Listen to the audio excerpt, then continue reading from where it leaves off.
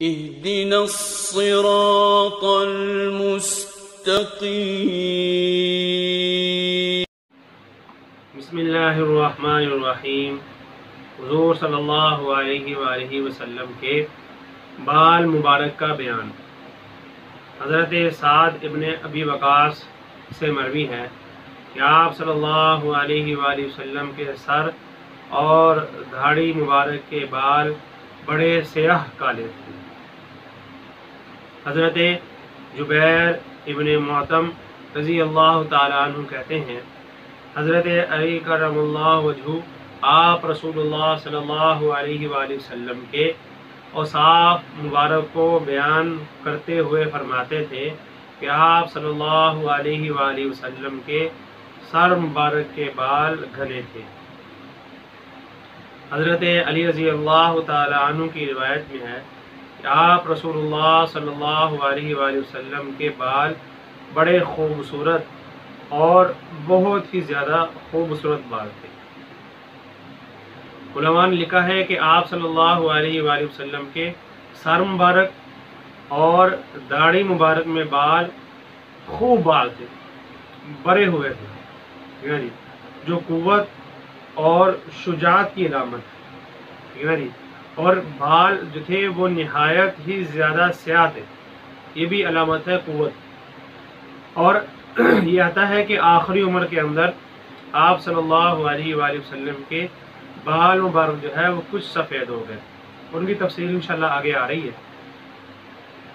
حضرت انس بن مالک رضی اللہ تعالیٰ عنہ سے مروی ہے کہ آپ صلی اللہ علیہ وآلہ وسلم کے بال نہ تو بالکل سیدھے تھے اور نہ پیچدار، بلکہ ہلکی سی پیچیدگی لیے ہوئے تھے، ٹھیک ہے نا جی۔ نہ ہی یہ تھا کہ عورتوں کی طرح بال جو ہے وہ بہت ہی زیادہ گھنگھرالے، ٹھیک ہے، اور نہ ہی یہ تھا کہ بالکل جو ہے وہ سیدھے، بلکہ یہ تھا کہ ان میں ہلکی سی جو ہے وہ پیچیدگی تھی، ہلکے سے گھنگھرالے تھے۔ حضرت علی کرم اللہ وجہہ آپ رسول اللہ صلی اللہ علیہ وآلہ وسلم کے اوصاف مبارک کو بیان کرتے تو ضرور کہتے کہ آپ رسول اللہ صلی اللہ علیہ وآلہ وسلم کے بال مبارک نہ بالکل سیدھے تھے اور نہ بالکل پیچدار۔ یہ وہی بات ہی آ گئی، ٹھیک ہے نا، کہ آپ کے بال نہ بالکل سیدھے تھے اور نہ ہی بالکل زیادہ پیچدار، بلکہ ہلکی سی پیچیدگی تھی ان کے اندر۔ حضرت برہ رضی اللہ تعالیٰ عنہ کی روایت میں ہے کہ آپ صلی اللہ علیہ وآلہ وسلم کے بال مبارک کندھے تک آتے تھے، کندھے تک آپ کے بال مبارک آیا کرتے تھے۔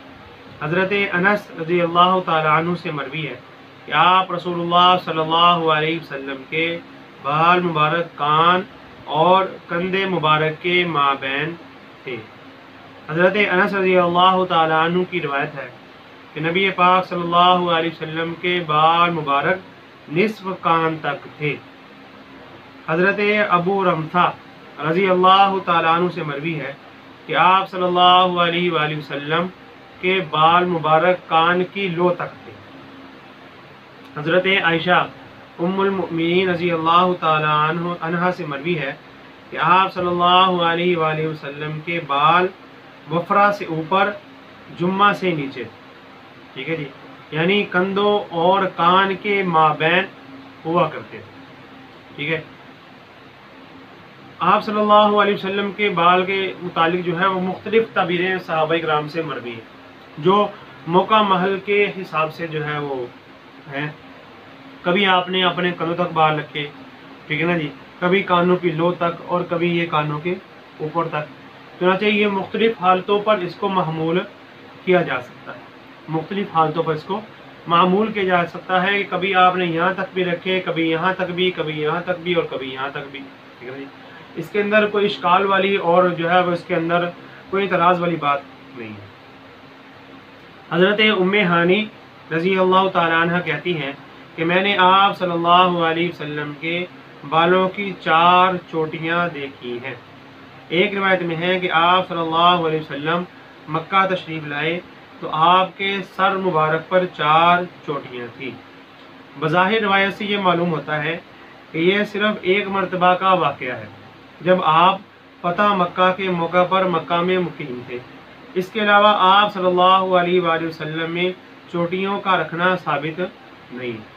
حافظ رحمۃ اللہ علیہ نے بیان کیا ہے کہ یہ سفر کی حالت کا واقعہ ہے، ٹھیک ہے نا جی، کہ سفر کی حالت میں آپ کے بال اس طرح ہو گئے تھے، ورنہ تو آپ صلی اللہ علیہ وسلم نے مردوں کو بڑے بال سے منع فرمایا ہے۔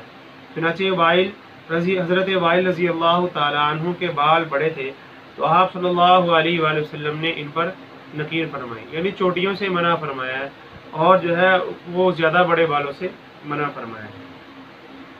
حضرت ابن عباس رضی اللہ تعالیٰ عنہما سے مروی ہے کہ مشرکین مانگ نکالا کرتے تھے، اس لیے آپ صلی اللہ علیہ وسلم ابتداءً بالوں کو یوں ہی لٹکایا کرتے تھے، یعنی مانگ نہیں نکالا کرتے تھے۔ آپ ابتداءً اہل کتاب کی موافقت فرمایا کرتے تھے، جس کے متعلق کوئی حکم نازل نہ ہوتا، مانگ نکالنا شروع کر دیا، پھر جو ہے وہ آپ نے کیا کر دیا، مانگ نکالنا شروع کر دیا۔ راشد بن سعد اور حکیم بن عمیر نے روایت کیا ہے کہ آپ صلی اللہ علیہ وسلم مانگ نکالا کرتے تھے اور مانگ نکالنے کا حکم دیا کرتے تھے۔ یہ پہلے کا واقعہ ہے کہ آپ نہیں نکالا کرتے تھے، بعد میں آپ صلی اللہ علیہ وسلم نے مانگ نکالی ہے۔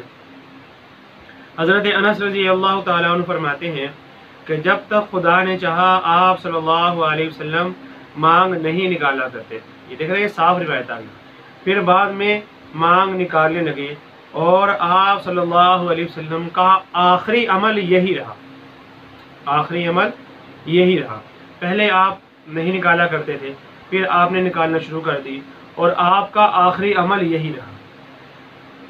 حضرت عائشہ رضی اللہ تعالیٰ عنہ فرماتی ہیں کہ میں آپ صلی اللہ علیہ وسلم کی مانگ نکالا کرتی تھی بیج سر تالو سے، یہاں سے بیج سر سے جو ہے وہ کیا کرتی تھی، مانگ نکالتی، اور بالوں کے دو حصے کر دیتی، اور پیشانی کے بالوں کو دونوں آنکھوں کے درمیان کر دیتی، جو پیشانی کے بال ہیں ان کو دونوں آنکھوں کے درمیان کر دیتی۔ مطلب یہ ہے کہ بیچ سر کے بالوں کو دونوں جانب کر دیا جائے، نصف بائیں نصف دائیں، اور تالو کو بیچ قرار دیتے، یعنی سیدھی مانگ نکالا کرتے تھے۔ جیسے ہمارے ہاں یہ رواج ہے کہ بعض لوگ ادھر سے نکالتے ہیں ادھر سے نکالتے ہیں، تو اس سے علماء نے منع فرمایا، یہ صحیح نہیں ہے، ٹھیک ہے نا جی، اور یہ اچھی چیز نہیں ہے۔ مانگ اگر نکالنی ہے تو درمیان سے نکالنی جائے، تالو کے بیچ سے، اور یہ رسول اللہ صلی اللہ علیہ وآلہ وسلم کی سنت بھی ہے۔ عثمان بن معصب نے بیان کیا کہ حضرت ام سلمہ رضی اللہ تعالیٰ عنہ کے پاس چاندی کی ایک موٹی نلکی تھی، ان میں نبی پاک صلی اللہ علیہ وسلم کے بال مبارک تھے۔ جب کسی کو بخار آ جاتا تو اسے پانی میں ڈال کر ہلا دیا جاتا، اور پھر اس آدمی کے چہرے پر چھینٹا مارا جاتا، ٹھیک ہے، تو اس سے کیا ہوتی، اس کو شفا مل جاتی۔